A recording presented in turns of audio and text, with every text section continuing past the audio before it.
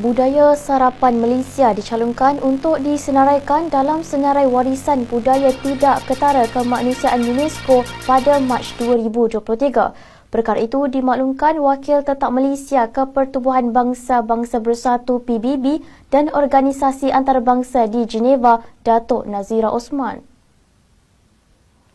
Tahukah kamu bahwa sarapan di Malaysia adalah aktivitas makan pagi yang dilakukan hampir semua orang di dunia, diklaim sebagai salah satu warisan budaya oleh Malaysia. Mari kita lihat fenomena sarapan pagi ini dengan senyum di bibir. Mungkin Malaysia punya alasan kuat. Sarapan di sini memang lebih dari sekadar makan pagi. Ini adalah acara sosial. Warung-warung kopi pagi bukan sekadar tempat makan, tapi ruang ngobrol, debat politik, dan tentu saja ajang pamer siapa yang punya anak paling pintar di sekolah. Tapi tetap saja lucu rasanya kalau kita berpikir bahwa sarapan bisa dijadikan warisan budaya. Kalau begitu, kenapa tidak kita klaim saja tidur siang sebagai warisan budaya juga? Atau mencuci piring setelah makan? Kan tidak semua orang mau melakukannya. Mari kita lihat warga Malaysia betapa bahagia dan girangnya karena sarapan pagi jadi warisan budaya di Malaysia yang disahkan UNESCO.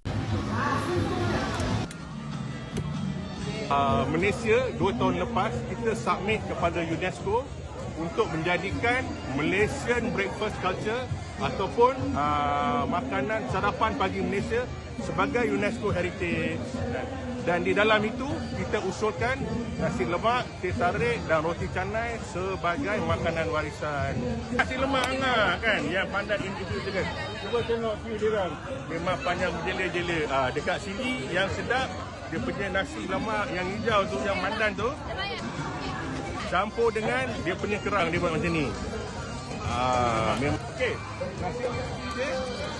Semua yang best kat sini saya suka dia punya sambal sotong dan dia punya sambal biasa dia.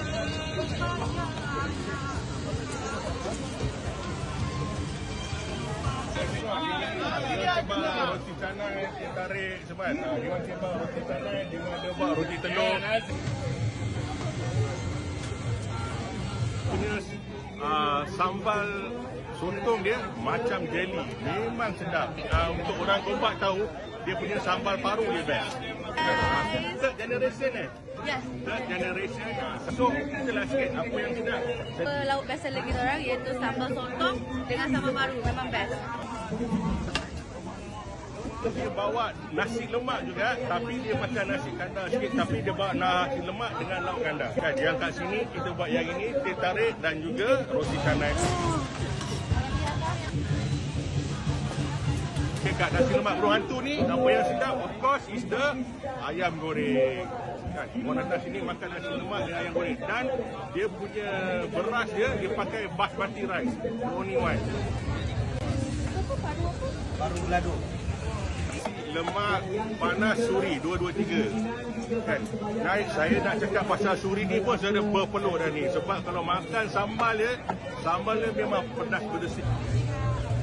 Kita support local brand kan, so local brand kita masuklah dengan Jasmine Kelly sebagai, kita kan cuba nasi lemak tu kita makan beras, makan rice kan, ini ada Jasmine. Budaya sarapan Malaysia telah pun diiktiraf oleh UNESCO dan perkara ini telah dimaklumkan sendiri oleh Kementerian Pelancongan Seni dan Budaya MOTEC yang memaklumkan bahawa budaya sarapan dekat Malaysia telah pun mendapat pengiktirafan oleh Kebudayaan Pertubuhan Bangsa-Bangsa Bersatu ataupun UNESCO. Dan MOTEC berkata perkara ini telah pun diumumkan pada sesi ke-19 Jawatan Kuasa Antara Kerajaan untuk Pemeliharaan Warisan Budaya Tidak Ketara ataupun IGC ICH yang berlangsung di Ascension Paraguay dari 2 hingga 7 Disember. Dan menerusi kenyataan MOTEC hari ini, mereka berkata Badan Penilaian memutuskan bahawa budaya sarapan sarapan dekat Malaysia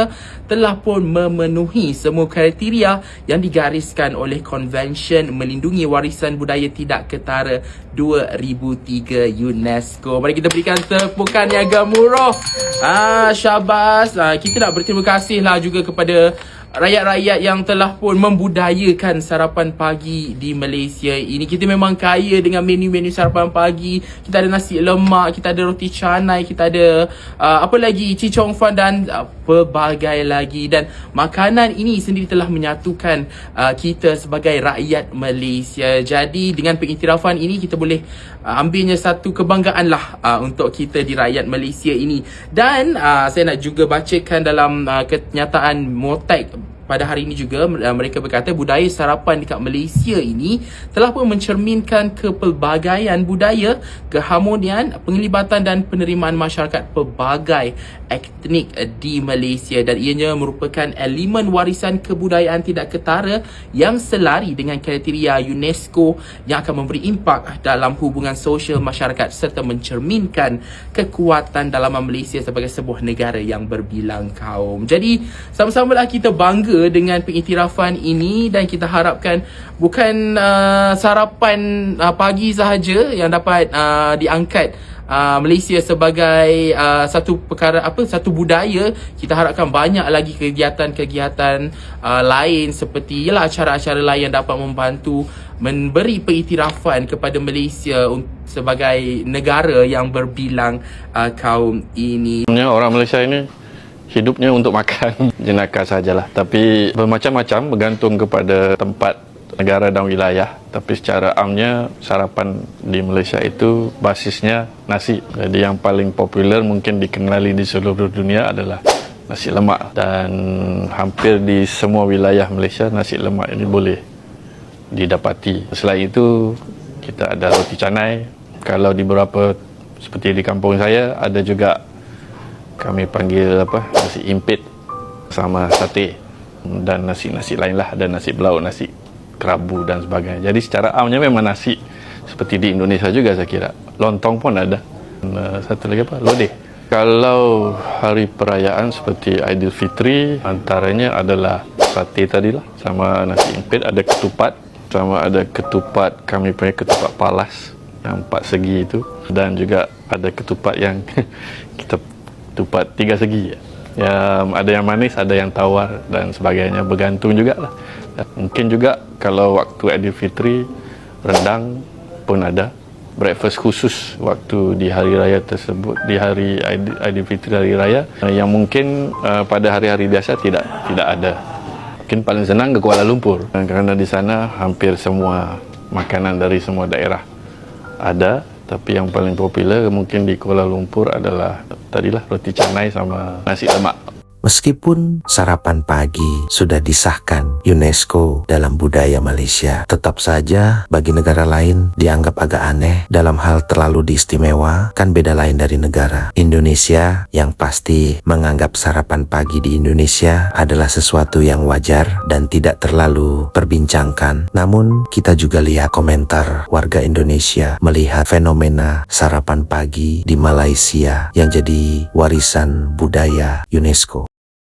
Kosakata sarapan yang dimengerti oleh mayoritas rakyat Indonesia mempunyai definisi sebagai makanan pagi hari atau makanan pada pagi hari. Itu adalah konvensi yang kita bisa lihat di mana-mana kamus di dunia. Silahkan teman-teman cek sendiri apakah betul apa yang saya katakan ini. Sekarang mari kita melihat apa definisi sarapan menurut Kamus Melayu Malaysia terbitan Dewan Bahasa dan Pustaka. Tertulis jelas di dalam Kamus Melayu Malaysia, definisi pertama dari kosakata sarapan itu adalah alas lapi ditambah sedikit lapisan. Definisi kedua dituliskan adalah makanan pagi buka kurung sebagai alas perut tutup kurung, atau disebut juga makan pagi. Dan kalau teman-teman mau berpikir secara objektif dan netral, kita melihat bahwa definisi kosakata sarapan antara Indonesia dengan Malaysia itu sama aja. Yang berbeda apa? Susunannya jadi ubah dikit. Di mana di Indonesia kita mengenal nasional, secara mayoritas bahwa sarapan itu adalah makanan pada pagi hari. Lantas apa yang terjadi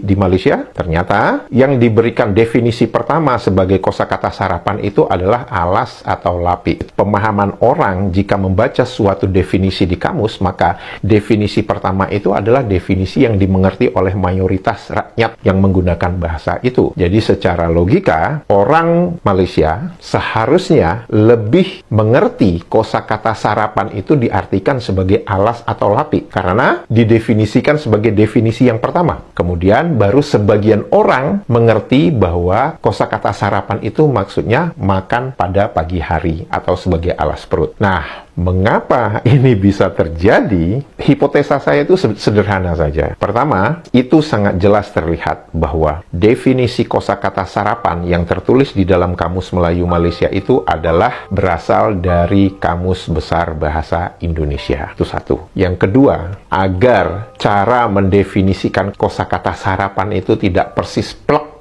seperti Kamus Besar Bahasa Indonesia, urutannya diubah. Alas lapi digunakan sebagai definisi pertama, dan definisi kedua itu sebagai makanan pada pagi hari. Mengabaikan konvensi yang biasa dimengerti oleh orang seluruh dunia bahwa ketika suatu kosakata yang sama mempunyai lebih dari satu arti atau satu definisi, maka definisi yang pertama itu adalah definisi yang dimana mayoritas rakyat pengguna bahasa itu mengerti maksudnya apa. Tapi ternyata konvensi itu sepertinya tidak berlaku di dalam Kamus Melayu Malaysia.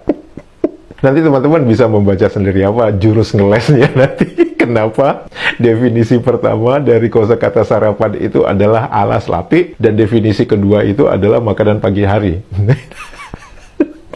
Kita lihat aja nanti bersama-sama apa jurus ngelesnya. Banyak juga info yang berseliweran yang mengatakan bahwa, wah sekarang bahkan ada salah satu netizen Malaysia itu mengatakan bahwa mulai saat ini Indonesia tidak boleh menggunakan kosakata sarapan karena katanya sarapan itu sudah dimiliki oleh Malaysia dan itu berdasarkan dari apa yang sudah diakui oleh UNESCO. Kalau saya sih berpikirnya yang sederhana aja. Kamu tuh mau mencoba membodoh-bodohi rakyat Indonesia gitu maksudnya. Lihat aja definisi di kamus kamu dengan definisi di Kamus Besar Bahasa Indonesia. Gitu aja, udah. Dan yang kedua adalah bahwa yang diakui oleh UNESCO itu adalah budaya sarapan di Malaysia. Jadi bukan kosakata sarapan itu sendiri. Kenapa saya memerlukan waktu untuk mencerna? Ini bagaimana bisa kok UNESCO ini kok ngurusin budaya sarapan suatu negara? Apakah budaya sarapan itu hanya dimiliki oleh Malaysia saja? Ya enggak lah. Kalau saya pulang ke kampung saya, itu pagi-pagi itu budaya sarapan kita itu adalah apa? Menunya makan lontong sayur atau lontong pecel, terus sama ada getuk lindri, terus ada bakwan, ada gorengan-gorengan begitu, terus setelah itu kopi panas atau teh panas. Kalau kita mau bicara budaya sarapan, itu dari Aceh sampai ke Papua, Indonesia bisa aja mau mengajukan kepada UNESCO. Ini loh, Indonesia mempunyai budaya sarapan. Nah, apakah Indonesia melakukan itu? Enggak. Kenapa? Budaya sarapan setiap tempat itu berbeda di Indonesia. Itu kalau Indonesia mau mengajukan budaya sarapan di Aceh sampai Papua, wah, pening itu kepala UNESCO itu. Kalau misalkan kita nih ingin mengajukan, oke, budaya sarapan dari Aceh sampai Papua gitu. Ntar jangan kaget aja kalau misalkan ada nanti netizen Malaysia mengatakan, oh itu kan budaya sarapan suatu daerah, bukan budaya sarapan sebuah negara nasional gitu loh. Jadi sedangkan budaya sarapan yang dimaksud Malaysia ini adalah budaya sarapan yang ada di Malaysia secara nasional gitu ya. Baik, mari kita pretelin yang ini. Kalau teman-teman lihat informasi yang berseliweran itu, disebutkan bahwa budaya sarapan di Malaysia itu terdiri dari 3 jenis makanan atau minuman. Yang pertama disebutkan apa? Nasi lemak. Yang kedua apa? Roti canai. Yang ketiga apa? Teh tarik. Jadi yang dimaksud budaya sarapan nasionalnya Malaysia itu adalah ada nasi lemak, ada roti canai, ada teh tarik. Dan di situ juga dituliskan bahwa oh ini menunjukkan persatuan antar etnis yang ada di Malaysia. Semua rakyat Malaysia itu mempunyai budaya sarapan itu ya nasi lemak, roti canai, dan teh tarik. Benarkah demikian? Saya tuh banyak belusukan baik di kota-kota besar maupun di kota-kota kecil yang ada di Malaysia. Apakah memang betul, misalkan nih, di suatu tempat sarapan, itu yang etnis Melayu, etnis Cina, dan etnis Indianya berada di satu tempat dan sarapan di tempat yang sama? Saya meragukan itu. Karena menurut pengalaman saya, setiap kali sarapan itu akan menjadi suatu pemandangan yang aneh juga. Kalau misalkan pagi-pagi itu kita melihat ada etnis Cina bersarapan pagi di warung yang jualnya orang Melayu. Begitu juga sebaliknya, orang Melayu pergi makan sarapan pagi di warung yang dimiliki oleh orang etnis Cina. Itu situasi yang sangat jarang, hampir dikatakan saya belum pernah melihat semenyatu seperti itu. Selalu ada separasi, selalu ada perbedaan. Dan bahkan beberapa hari yang lalu saya baru kembali dari suatu kota, cukup kota besar, kota suatu provinsi, itu separasinya terlihat jelas. Jadi ketika ada klaim yang dilakukan oleh negara ini yang mengatakan bahwa budaya sarapan ini menunjukkan persatuan antara etnis yang bisa bersarapan bersama. Namun kalau kita mau jujur, itu kan berseliweran tuh di YouTube. Bagaimana bertikam lidahnya, bagaimana cara argumentasi anggota parlemen yang dari etnis Melayu dengan yang etnis Cina ataupun etnis India. Itu kan kita bisa melihat bersama ya bagaimana mereka itu saling berlawanan. Saya nggak akan kaget kalau nanti ada netizen Malaysia mengatakan, wah itu kan permainan orang partai ahli parlemen aja. Kita rakyat di bawah ini aman damai, sentosa, kita bersatu, kita nggak ada masalah. Nah, ini juga bisa. Entah apapun itu dan bagaimanapun juga kita harus tetap menghargai apa yang diupayakan Malaysia dengan sarapan paginya yang bagi kalangan Indonesia sangat agak lucu, tapi tetap jangan sampai merendahkan negara Malaysia yang punya warisan budaya UNESCO, yaitu sarapan pagi. Kita tetap hormati. Nanti kita juga bisa mengajukan lari pagi di minggu pagi. Jadi warisan budaya Indonesia kan sah-sah aja ya.